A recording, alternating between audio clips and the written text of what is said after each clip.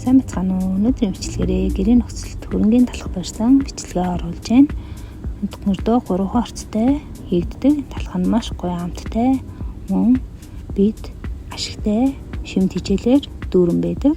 Хөрөнгөний зураг нь байгалийн эсгэлтийн үр дүнд бий болдог учраас гидсний ашигтай нян бактерийг дэмждэг. Тиймээс энэ талах нь ходоод нь одоо илүү хөнгөн, шингэт сайтай байдаг. Ер нь гэртээ талхаа ингээд хүүхдүүдтэй гэр бүлдээ бариад өгчдөг, амар идэг. Хөрөнгөний талхын хувьд хүлт нь нэлийн удаан явагддаг учраас 2-3 цаг орчим хөөжөөж маш гоё амттай хүлттэй талхах бэлэн болдог. Ингээд талхны хэвэндээ гурлаа хийгээд 45 градус чигнэхэд ийм гоё амттай талхах маань бэлэн болсон.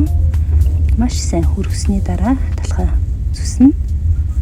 Дээр нь дуртай амттнаа түрхээд итгэхэд эдэн гэртээ үнэхээр гоё амттай талхах маань иймэрхүү болсон байгаа. Гоё харагдаж аваад талхан дээрээ дуртай амттнаа түрхээд эдэрээ бичлэгтэй хамт хэлсэнд баярлалаа.